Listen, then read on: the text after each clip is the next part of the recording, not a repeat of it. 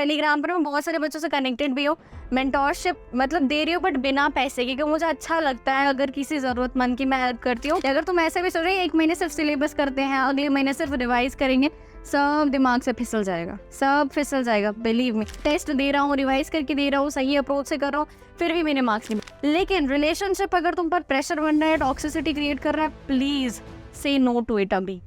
अरे 9 महीने के लिए गायब हो जाओ, कहाँ गायब होना है?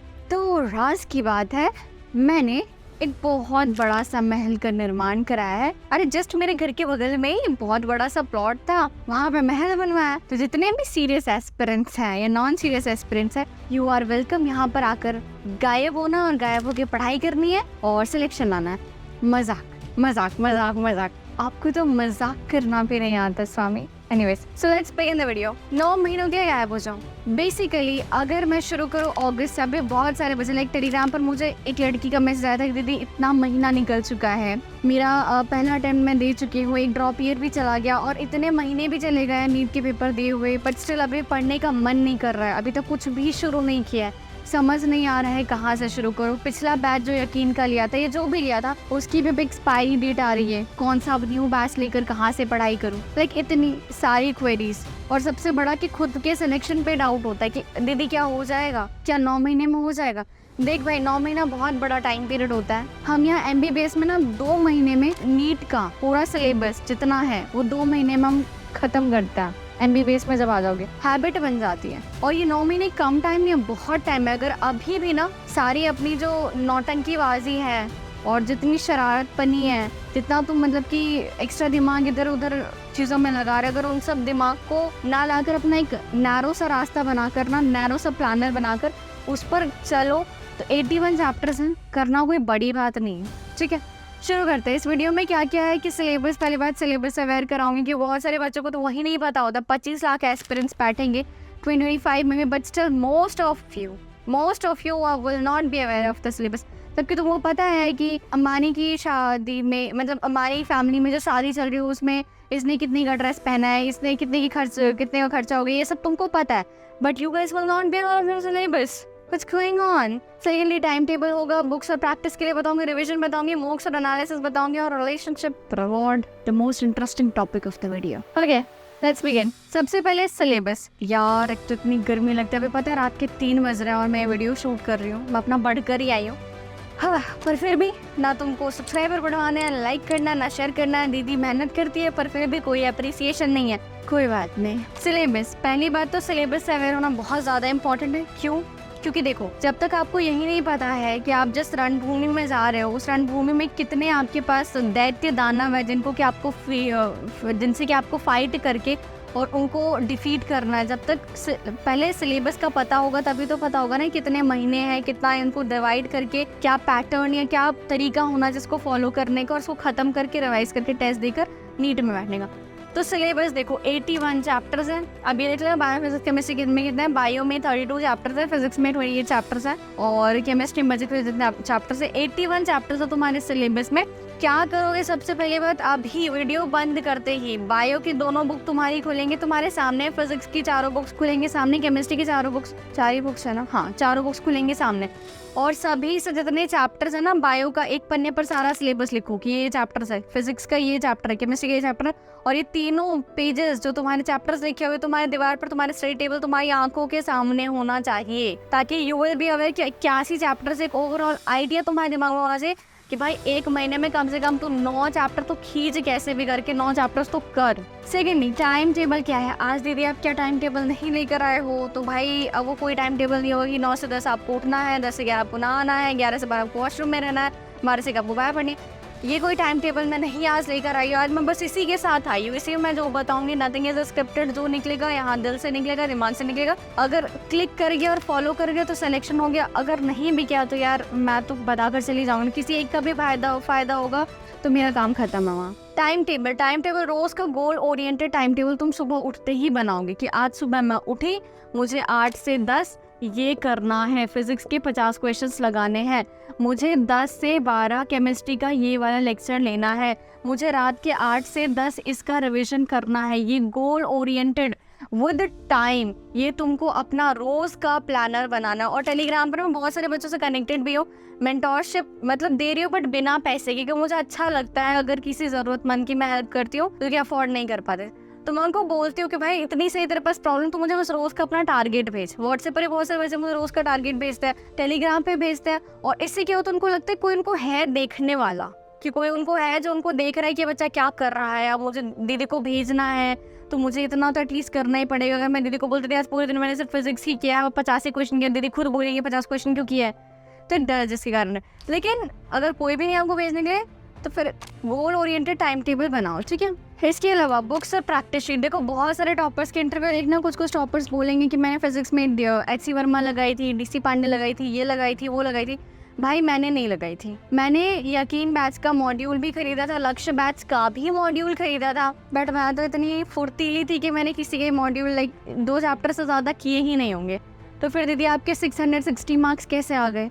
आप जनरल कैटेगरी में थे फिर भी आपको दिल्ली का टॉप मोस्ट कॉलेज कैसे मिल गया? बेसिकली मैंने प्रैक्टिस बहुत की है, किसी एक बुक मैंने एमटीजी नहीं की है, फुटप्रिंट्स वगैरह कुछ भी नहीं किया है, लेकिन मैंने प्रैक्टिस बहुत की। कहाँ से प्रैक्टिस की? जहाँ से जो फ्रीली अवेलेबल रिसोर्सेज तक, जहाँ पे मतलब खंगेद मारा मैंने, जहाँ से जो कर सकते। जैसे यकीन बैच में जितनी डीपीपी थी सारी की, मुझे यकीन 1.0 में थी, मैं बाद में 2.0 में शिफ्ट की, मैंने यकीन 1.0 की सारी डीपीपी की, 2.0 की सारी डीपीपी की, 3.0 की सारी डीपीपी की, यही मान लो बहुत यार बहुत हो गए क्वेश्चंस।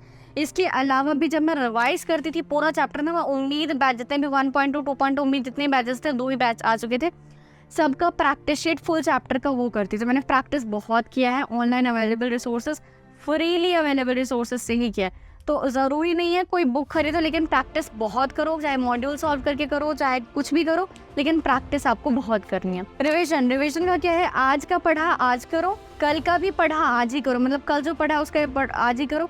मान लो आज वेडनेसडे है तो आज तुमको मंडे का और ट्यूसडे का दोनों दिन का पढ़ा हुआ रिवाइज करना है, ठीक है, और आज का तो रिवाइज करना है। वेट कहीं तुम ये तो नहीं सोच रहे हो कि हमको 8 महीने सिर्फ पढ़ना है, लेक्चर लेना है, नोट्स बनाना है, उस दिन का पढ़ना है, उस दिन का समझ में भी आएगा, अगले दिन भूल भी जाएंगे, और ये सारी चीज़ें सिलेबस कंप्लीट जब हमारा हो जाएगा 8 महीने में, तो 9वें महीने में हम एक साथ रिवाइज करेंगे? क्या ये सोच रहे हो क्या कि मतलब कि 8 महीने हम सिर्फ सिलेबस कंप्लीट करते हो, 9वें महीने में मतलब बैठ कर सिर्फ रिवाइज ही करेंगे? बेटे सब भूल जाओगे 9वें महीने तक पहुँचते, अगर ऐसा कुछ सोच रहे हो तो। अगर तुम ऐसे भी सोच रहे हो 1 महीने सिर्फ सिलेबस करते हैं, अगले महीने सिर्फ रिवाइज करेंगे, सब दिमाग से फिसल जाएगा, बिलीव मी। इसलिए आज का पढ़ा आज रिवाइज करो, पिछले दिन का भी पढ़ा आज ही रिवाइज करो, उससे पिछले दिन का भी पढ़ा आज ही रिवाइज करो। ऐसे करते करते तभी मेमोरी बिल्ड होगी, ठीक है। मॉक्स और एनालिसिस, बहुत सारे बच्चे तो मॉक्स ही नहीं देते। इवन मैं खुद 12th के बाद 12th में या 11th में मैंने एक भी मॉक नहीं दिया था। 12th के बाद जो मैं नीट में पहली बार अपीयर की थी ना, that will be the first paper जिसको कि मैं देख रही हूँ, जिसमें 200 क्वेश्चन मैं एक साथ अपनी नज़रों के सामने देख रही हूँ, ऑफलाइन हार्ड कॉपी देख रही हूँ मैं। और क्योंकि मैंने खुद कहीं कोई मॉक नहीं दिया था, मैंने जो मॉक्स दिया, जितना टेस्ट पेपर्स प्रैक्टिस किया, सारा अपने ड्रॉप ईयर में किया था। सो मॉक्स देने से नहीं देने का सबसे बड़ा रीज़न ये होता है, दीदी मेरे 200-300 ही आ रहे हैं, हर बार देता हूँ, आता है। भाई 9 महीने हैं। अगर 1 साल के अंदर नीट में रैंक इन्फ्लेशन इतना बढ़ सकता है, 9 महीने में तेरे मार्क्स क्यों नहीं इम्प्रूव हो सकते भाई? तुम दे तो तेरे मार्क्स कम आ रहे कोई बात नहीं, 3 महीने 4 महीने तक अगर तुम्हारे 400 नंबर आ रहे कोई बात नहीं, 5 महीने तक भी अगर तुम्हारे 400 आ रहे कोई बात नहीं। अरे 6ठे 7वें 8वें नंबर कंसिस्टेंटली मेहनत करोगे ना, तुम्हारे मार्क्स हो ही नहीं सकता कि नहीं बढ़ेंगे। और अगर नहीं बढ़ेंगे तो मुझे कमेंट करें, दीदी मैं टेस्ट दे रहा हूँ, रिवाइज करके दे रहा हूँ, सही अप्रोच से कर रहा हूँ, फिर भी मेरे मार्क्स नहीं बढ़ रहे। लेकिन तो टेस्ट देने से खुद को रोकने, मैं तो हाथ बंद के बैठा, मैं नहीं दूंगा टेस्ट, मैं तो दूंगा ही नहीं टेस्ट, मेरे से तो होगा ही नहीं, तो गलत है ना। रिलेशनशिप, देखो अगर मैं वैसे तो मुझे लगता नहीं है कि यहाँ पर मतलब रिलेशनशिप के बारे में मुझे कोई एडवाइस देना चाहिए, बट फिर भी क्योंकि हम काफ़ी वैसे वाले उसमें आ गए, हमको थोड़ा फन चाहिए, हमको चाहिए कोई चटपटू सा, मतलब कुछ चाहिए कि कुछ करना है, कुछ क्रेजी सा करना है, कुछ ऐसा करना है जिससे कि हमको किक मिल सके। तो देखो अगर तुम अपना रोज का टारगेट कंप्लीट करते हो ना, तो टेक योर रिलेशनशिप या ऐसे टाइप के मतलब ऑपोजिट जेंडर में कोई अच्छा सा फ्रेंड ही है तो उससे बात करने को take it that as a reward, कि अगर मैंने पूरे दिन का टारगेट कंप्लीट कर लिया तो फिर मैं इससे बात करूँगा, घूमने चला जाऊँगा, पार्टी करके आ जाएंगे, थोड़ा टाइम स्पेंड कर लेंगे, थोड़ा व्हाट्सएप पर गपिया शपिया लेंगे। लेकिन रिलेशनशिप अगर तुम पर प्रेशर बन रहा है, टॉक्सिसिटी क्रिएट कर रहा है, प्लीज़ से नो टू इट। अभी बाद में बहुत मौके हैं, बहुत कुछ कर ले जाओगे, अभी इसको नो बोलो, ठीक है। ये सारा था पूरा प्लानर। इसके अलावा एक और बच्चों का डाउट रहता है कि दीदी ऑफलाइन कोचिंग या ऑनलाइन कोचिंग। देखो, ऑफलाइन कोचिंग हो या ऑनलाइन कोचिंग हो, ये तुम्हारा सिलेक्शन नहीं बताता। तुम्हारा सिलेक्शन सिर्फ और सिर्फ सेल्फ स्टडी ही बताता है। आज मेडिकल कॉलेज में जितने ही बच्चे पढ़े हैं ना, बिल्कुल भी डिपेंड नहीं करता कि वो ऑफलाइन से उठकर यहाँ आया है, वो ऑनलाइन से उठकर यहाँ आया है, वो इस सर से पढ़कर आया है, वो इससे, क्योंकि वो ऑफलाइन ऑनलाइन या वो पर्टिकुलर टीचर हज़ारों बच्चों लाखों बच्चों को पढ़ा रहा है, पर सिलेक्शन सबका तो नहीं हो रहा ना। तो ऐसा कौन सा चीज़ है which is creating this much difference कि everyone is not getting selected, however most of them are getting studied by the are getting taught by the same thing और by the same institute, that is key self study, ठीक है। तो self study ही तुम्हारा है जो कि तुम्हारा selection determine करता है और कोई चीज़ डिटरमाइन नहीं करती है। Last but not the least, please make very good contact with your parents. अपने पेरेंट्स को प्लीज़ सारी बातें बताओ, उनसे बातें शेयर करो। ये नहीं कि मतलब कि हमारे पेरेंट्स समझेंगे नहीं, at least try to speak to them. तुम दुनिया में फालतू जगह इतनी जगह चीज़ें अपनी बातें बता रहे हो, इससे अच्छा है उनको बताओ, उनसे शेयर करो। और एक और चीज़, अगर ये जो 9 महीने है ना, प्लीज़ यार सेक्रीफाइस करते हैं ना। अभी तक ज़िंदगी में पापा ड्यूटी में वो सेक्रीफाइस कर रहे हैं हमारे लिए, मम्मी किचन में सेक्रीफाइस करी है हमारे, हमने अभी तक तो ज़िंदगी में कभी सेक्रीफाइस किया ही नहीं है। तो प्लीज़ अभी ये बार नहीं, 9 महीने सेक्रीफाइस करके देखते हैं।